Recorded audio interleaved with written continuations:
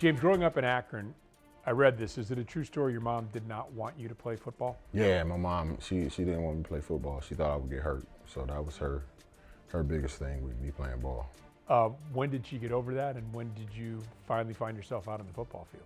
Well, she didn't get over it, I'll say. My dad was able to talk her into it, allowing me to play immediately. But as far as her fear of me being hurt, that probably didn't stop until 7, 8 years into the league. So yeah, it became more of me hurting other people. How important was Kent to you? Because the field has your name on it. Your number's retired. You're in the Hall of Fame. How important was those years at Kent for you?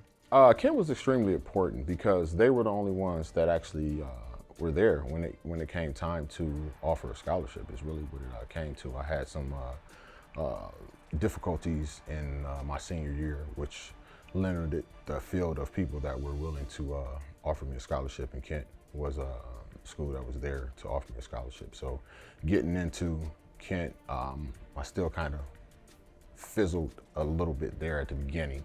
And the coach that brought me in was fired, and the new coach that came in was Dean Pease. And he brought me in, and actually, I had to walk on, of course, but after the walk on, he gave me my scholarship. So, without Kent, I'm not here right now. Your NFL career is a study in perseverance. I mean, you talked about even Kent and getting to Kent and having to walk on at Kent, and then not necessarily, having immediate success in the NFL. What was it like for you? Why did you stick with it, on and off practice squads and playing in Europe and all these different things? For me, I like playing football. And, when I first started playing football, it was just an opportunity to play with my friends. It was like, you want to go play football? I'm like, yeah, cool, let's go out, go outside in the street. They're like, no, it's organized football. I'm like, cool, yeah, I'll do that. So me originally playing football was just an opportunity to continue to play with my friends. I enjoyed playing football because of what I got to do out there. And from that, it was, colleges, they're willing to pay for your education. I could have went to any college, to be 100% honest with you, but like I said, my senior year limited that.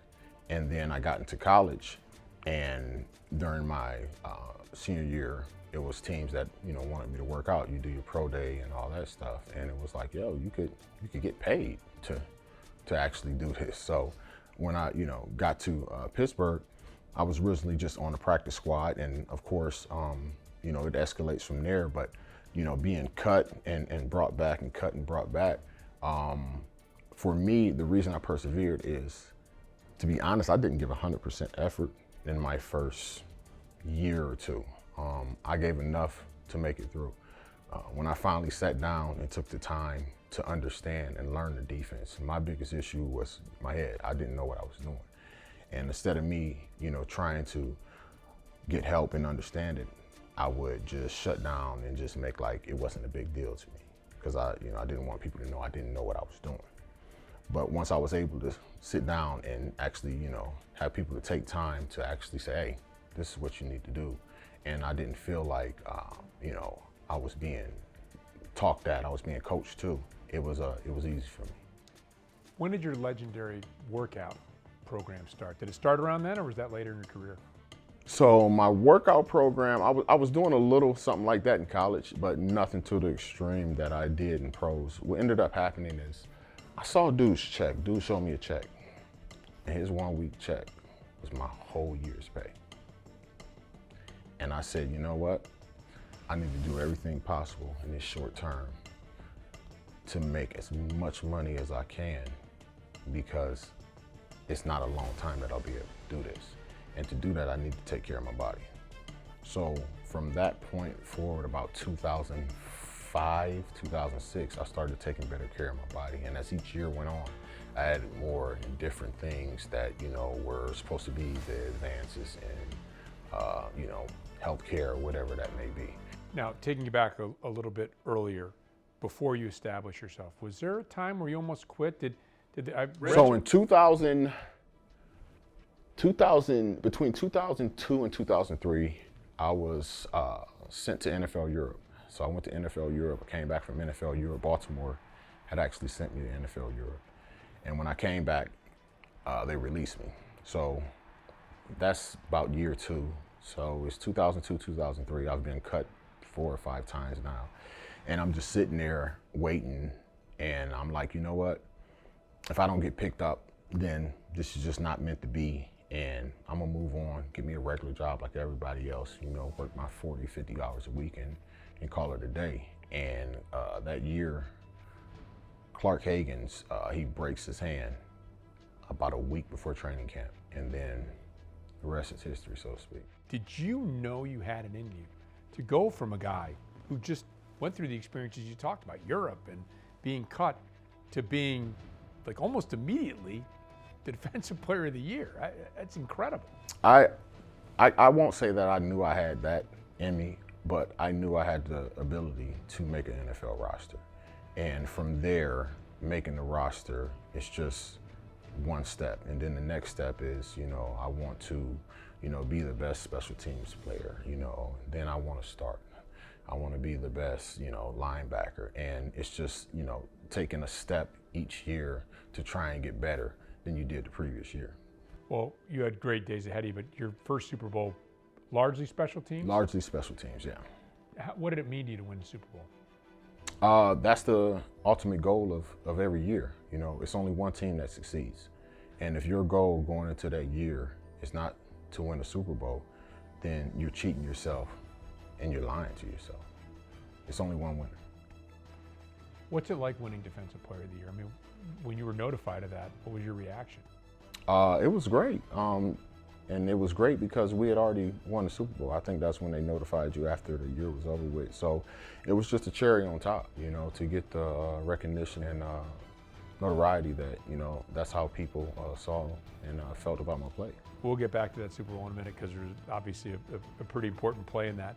But when you wind up making Pro Bowls and you wind up setting a single season sack record for a team that's got the defensive players that the history of the Steelers can boast, is that special?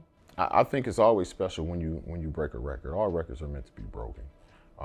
And when you're a person that gets to go out there and break one of those records and set a new standard, and especially in an organization, so historic as the Pittsburgh Steelers, and like you said, the lineage of players they had, the history, steel curtain defense, it's it's a big thing. I talk to players who say they love talking to the Joe Greens and the players from the past. I don't know if you feel the same way, but so there's a little connection there. And then we see T.J. Watt now. I guess you don't ever, like you said, records are made to be broken. You don't get to hold them forever. But what's that like to be in the middle of that great history for the Steelers? I now, hopefully, get to be viewed as one of those guys. That. The Steelers defenses of the 2007, 8, 9 can be in the arguments now of defenses with, steel curtain. And you're now part of that history, that lineage, that lore, that legend. Were you held every single play when you rushed? Listen, if they called it, anytime an arm is around your neck, that's a hold. That's I don't know, but that's how I see it. But it was occasional blue moon. I say that I would get a holding call. Yeah, I mean, but that is an endearing image. Now, of course, you're living it, but we're seeing you coming around that right end, the clothesline underneath the chin. That's not legal. To them, that's legal. Think about it. If they outlawed that and they didn't allow that, it wouldn't be too many quarterbacks left in this league. Yeah. Well, Aaron Smith was talking about how, because of the way you got to the quarterback and what you did once you got there, they had to change the rules. A little bit. That's that wasn't just me. I'm gonna blame some of that on the rest of the defense too. What was it like playing in that defense with all the talent around you and everybody doing their job, and maybe that 08 defense in particular was just phenomenal? I mean, that's just it. Each guy is out there doing exactly what he's supposed to do. But the biggest thing is the bond that we have with each other. I think I spent more time, weeks, through the season where I was with those guys more than I was with my family. And I think that bond, that brotherhood, you know what I'm saying, is really what brought us close together and made you genuinely care and love your teammate, to where you wanted to go out there and do everything you could to make sure that you did your end of that job. And, Dick LeBeau, being the D coordinator, you never wanted to let him down. Well, you talk about your place in Steelers history, deserved right in the middle of it. The Pro Bowls, the Defensive Player of the Year, and the author of maybe the greatest play in Super Bowl history? The greatest play in Super Bowl history. Let's get it right. No, maybe. Start that over. So tell me what you remember about that play. How did it come about? And you're running down the sideline.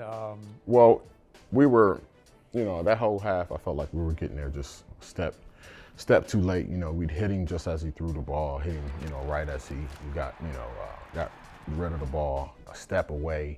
And he was just really reading the defense, getting the ball out. And Coach LeBeau called out a blitz on that play. I believe it was 6-1 blitz 0. And my job is to obviously blitz, but the biggest thing is I need to get this tackle to step at me and take me so that Timmons, who's blitzing on my inside, can have a free run to the quarterback. He's the one that would have a free shot. So I'm like, you know what? I think he's going to see it, and he's going to get the ball out in time. So I'm going to play. I'm going to drop. I'm going to play for the quick slant in, and hopefully I'm able to, knock the ball down. That's really what I'm thinking. And, I do that part. I step, tackle steps at me. Timmons comes free. And later on, Kurt would say that, he was looking at me. He saw me step. So as soon as he saw me step, he knew it was an all-out blitz. And he's just looking now to get rid of the ball. And as I'm looking at him, I'm thinking he's looking at me. And he throws the ball. And I'm like, oh, my God.